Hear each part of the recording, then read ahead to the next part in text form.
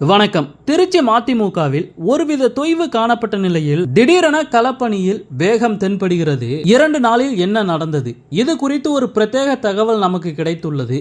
அது பற்றிய முழு தகவலை இந்த வீடியோ பதிவுல தெளிவா பார்க்கலாம். நாடாளுமன்ற தேர்தலில் திருச்சி தொகுதியில் திமுக கூட்டணியில் மதிமுக வேட்பாளர் துரை வைகோ போட்டியிடுகிறார். ஆனால் இந்த முறை சின்னம் தொடர்பான பிரச்சனையை வைகோவே எதிர்பார்க்கவில்லையாம். ஒரு வழியாக மதிமுகவிற்கு பம்பரம் சின்னத்திற்கு பதிலாக தீப்பெட்டி சின்னத்தை இந்திய தேர்தல் ஆணையம் ஒதுக்கியுள்ளது. இதையடுத்து தீப்பெட்டி சின்னத்தை அறிமுகப்படுத்தி வைத்த துரை வைகோ செய்தியாளர்களிடம் பேசினார். அப்போது இந்த தீப்பெட்டி சின்னம் எளிதில் மக்களிடம் சென்றடையும் சின்னம், ஏழை எளிய மக்கள் பயன்படுத்தும் சின்னம், எளிய மக்கள் எல்லோருமே பயன்படுத்தும் விதமாக தீப்பெட்டி இருப்பதால் தான் அந்த சின்னத்தை நாங்கள் தேர்ந்தெடுத்துள்ளோம்.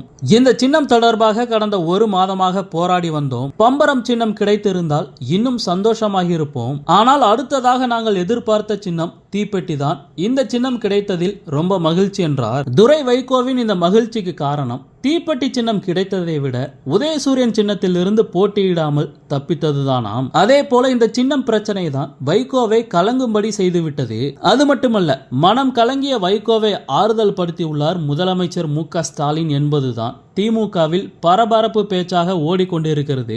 அதாவது துரை வைகோவை வெற்றி பெற வைக்கும் பொறுப்பு அமைச்சர்கள் KN நேரு மற்றும் அன்பில் மகேஷ் ஆகியோரிடம் கொடுத்துள்ளார் முதலமைச்சர் மு.க.ஸ்டாலின். இதனால் துரை வைகோ கெத்தாக இருந்து வந்தார். ஆனால் சமீபத்தில் நடந்த வேட்பாளர் அறிமுக கூட்டத்தில் செத்தாலும் இனி உதயசூரியன் சின்னத்தில் போட்டியிட மாட்டேன் என ஆவேசப்பட்டு பேசியிருந்தார் துரை வைகோ.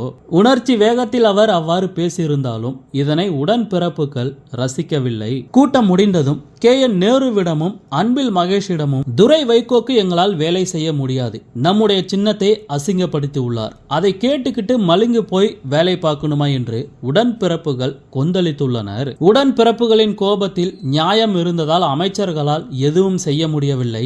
இதை துரை வைகோ கொஞ்சமும் எதிர்பார்க்கவில்லை. அதே சமயம் துரை வைகோவின் பேச்சு குறித்து ஸ்டாலினுக்கும் வைகோவிற்கும் தெரியப்படுத்தப்பட்டது. துரையின் பேச்சை ஸ்டாலினும் ரசிக்கவில்லையாம். வைகோவோ தன்னுடைய மகனை தொடர்பு கொண்டு செமடோஸ் கொடுத்திருக்கிறார். இந்த நிலையில் ஸ்டாலினை தொடர்பு கொண்ட வைகோ, சின்ன பையன் ஏதோ தெரியாமல் பேசிவிட்டான், அவனை மன்னியுங்கள் தளபதி, நீங்கள் தான் பெரிய மனசு வச்சு அவனை ஜெயிக்க வைக்க வேண்டும், அவன் ஜெயிக்கலனா எனக்கு நிம்மதி இருக்காது என்று மனம் கலங்கி பேசியிருக்கிறார் வைகோ. அதற்கு முதலமைச்சர் மு.க.ஸ்டாலின் துரைக்கு அட்வைஸ் செய்யுங்கள் என்று வைகோவிடம் தன்னுடைய கோபத்தை வெளிப்படுத்த நினைத்திருந்த நிலையில் மனம் கலங்கி வைகோ பேசியதில் ஸ்டாலினின் மனம் இலகிவிட்டது. உடனே வைகோவை ஆறுதல் படுத்திய முதலமைச்சர் மு.க.ஸ்டாலின், நீங்க நிம்மதியா இருங்க, துரை ஜெயிக்க வைப்பது என் பொறுப்பு என தெம்பூட்டியுள்ளார்.